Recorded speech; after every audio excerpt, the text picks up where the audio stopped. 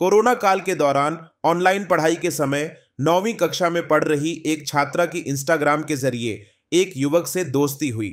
इस युवक ने अपनी मां के बीमार होने का बहाना बनाकर छात्रा से कुछ पैसे ले लिए। इसके बाद उसने इंस्टाग्राम पर अश्लील फोटो भेजकर छात्रा को ब्लैकमेल करना शुरू कर दिया। लगभग 5 साल तक युवक उस नाबालिग छात्रा को ब्लैकमेल कर उससे पैसे वसूलता रहा, लेकिन आखिरकार छात्रा के परिजनों को यह बात पता चली। उन्होंने इस मामले की शिकायत मानपाड़ा पुलिस थाने में की। अंततः मानपाड़ा पुलिस ने संभाजी नगर से आकाश दाभाड़े नाम के युवक को गिरफ्तार किया। आकाश ने और कितनी लड़कियों को इस तरह से ब्लैकमेल किया है, इसकी जांच अब मानपाड़ा पुलिस कर रही है।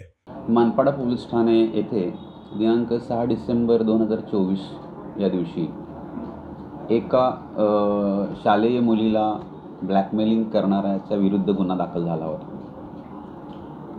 कोरोनाच्या कालखंडामध्ये त्या मुलीशी एका मुलानं मैत्री संपादन केली होती। ऑनलाईन शाळा सुरू होत्या त्यावेळी आणि त्यांनी आपलं नाव आकाश जाधव असं सांगितलं होतं आणि त्या मुलीच्या मनामध्ये विश्वास निर्माण करून, मैत्री निर्माण करून आपली आई आजारी आहे म्हणून त्या मुलीला तिच्या घरातील पैसे आपल्या अकाउंटवरला आपल्याकडे पाठवण्यास सांगितले होते। मुलीकडून जवळपास 5, 10, 25 असे एकूण 40,000 रुपये त्यांनी उकळलेले होते 2 वर्षामध्ये, 2020 आणि 2021 मध्ये।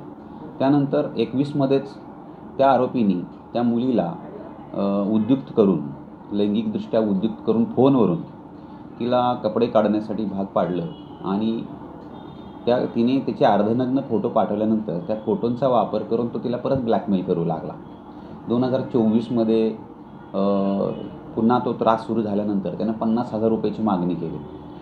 त्यासाठी मानपाडा पोलिसांनी एक ट्रॅप लावला होता त्यासाठी, परंतु तो ट्रॅपला नवी मुंबई येथे आला नाही। म्हणून आम्ही त्याचा तांत्रिक साधनांच्या मार्फतीनं त्याचा इंस्टाग्राम अकाउंटचा आधार घेऊन त्याच्या मोबाईलचं विश्लेषण करून त्याला संभाजीनगर येथून अरेस्ट केलेला आहे आणि तो आता अटकेत आहे। सर, हा कोण आहे? याचा प्रोफाईल काय आहे? नाही, हा एका प्रायव्हेट कंपनीमध्ये काम करतो। मात्र अशा स्वरूपाच्या वयात आलेल्या मुलींना मेसेज पाठवून ओळख निर्माण करणे आणि त्यांना सेक्शुअली एक्सप्लॉइट करण्याचा ह्याचा डाव होता। याचं खरं नाव आकाश बाळू दाभाडे असं होतं, परंतु हा वेगळ्या नावाने लवली आकाश नावाचं इंस्टाग्राम अकाउंट हा वापरायचा आणि ह्या मुलीला त्याने ब्लॅकमेल केलं। आणखी काय म्हणून त्याचा तपास सुरू आहे अजून।